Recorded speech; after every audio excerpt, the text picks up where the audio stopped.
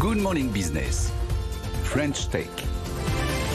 La French Tech à 6h48 avec le président de PiePacker, Benjamin Devielle.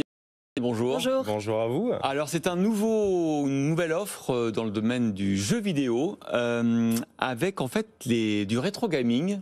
Le rétro gaming, ça c'est plutôt à la mode, paradoxalement. En revanche, vous proposez sur un simple navigateur web, c'est-à-dire qu'en fait tous ces vieux jeux sont disponibles en ligne, tout simplement. C'est exact, c'est-à-dire sur votre navigateur, vous allez pouvoir jouer à des jeux classiques, mais pas que. On a une nouvelle offre qui arrive.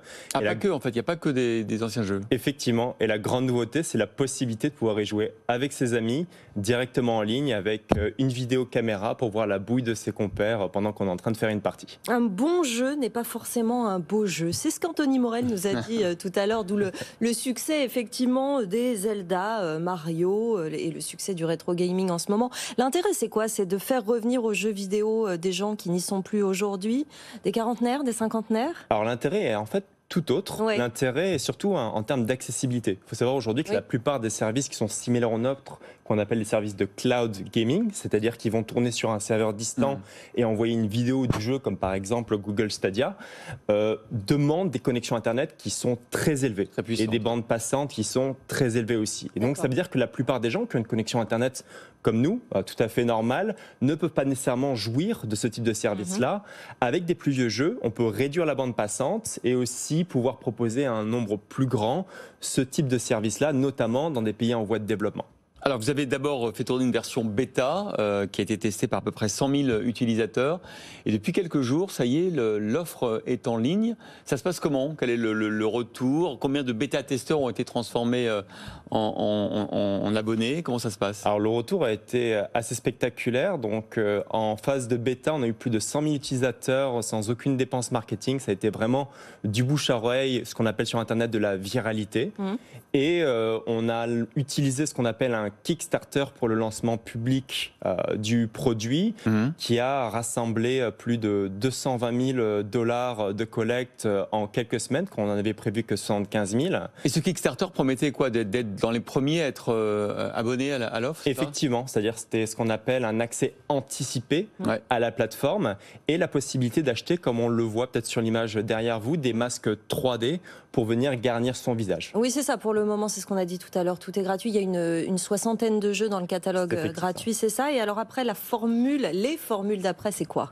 Alors, les formules d'après, c'est ce qu'on appelle, c'est un modèle freemium. Le modèle freemium, c'est-à-dire que le produit est gratuit et vous pouvez, à votre guise, acheter du contenu virtuel utilisable sur la plateforme. Ici, en l'occurrence, ce sont des masques 3D que l'on peut porter sur sa caméra, qui sont à l'effigie de ses jeux vidéo préférés. Un peu comme sur Snapchat, ou c'est ça? Exactement. J'ai été à bonne école, comme je dirigeais les équipes, notamment du data science de chez Facebook. J'avais beaucoup l'œil sur ce que faisait Instagram, et j'ai vu l'adoption absolument spectaculaire de ce type de produit. Donc, on a répliqué ça à l'intérieur de PiePacker. Oui, c'est ça qui vous a emmené vers ça. Votre associé également est passé. Vous avez fait à vous deux Facebook, Twitch, Gameloft. C'est de là qu'est venue l'idée de créer un chemin comme ça, nouveau? Alors l'idée est vraiment venue d'une observation du marché de long terme. Effectivement, on s'est nourri de ces expériences-là, mais on a fait quelque chose qui est un peu à contre-pied de la plupart des entrepreneurs aujourd'hui.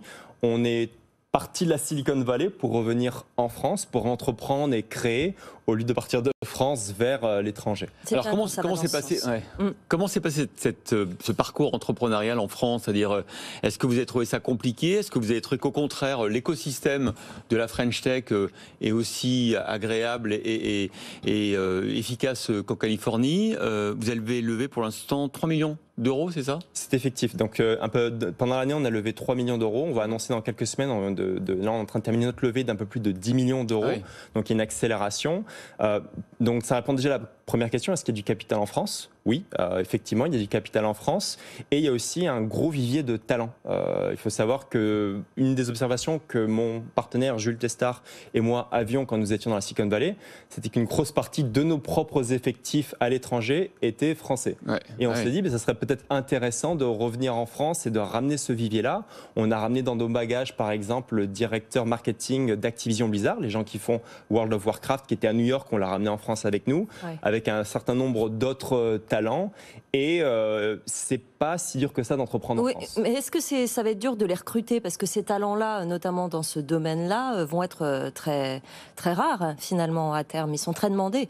Alors ça dépend de l'histoire. En termes de qualité de vie, la France propose beaucoup. Et quand on compare par exemple le système de santé américain avec le système de santé français, notamment en termes de pandémie, c'est un argument très très fort. C'est vrai. C'est intéressant ce que vous dites, c'est-à-dire que là, il y a un retour des cerveaux en France, dans le vivier de la French Tech, et vous dites que la France a plein d'atouts à opposer à ces talents-là. Effectivement, on commence à avoir un changement de mentalité, notamment avec le travail à distance. Les gens se posent la question, est-ce que j'ai vraiment envie de vivre là, maintenant que je peux travailler partout dans le monde? Et la qualité de vie est quand même assez haute en France, et beaucoup de gens comme moi, en tout cas, prennent cette initiative-là, qui est supportée par des instances gouvernementales. On pense par exemple à la BPI, la Banque publique d'investissement, qui nous a soutenus, notamment avec de la dette, pour nous rattirer vers la France. Et le statut des impatriés aussi, j'imagine. Exactement aussi, ça peut être quelque chose d'intéressant. Merci beaucoup, Benjamin Devienne, président de Pipehacker, et bravo donc pour cette relocalisation, pour le coup, dans le domaine du jeu vidéo. Merci à vous.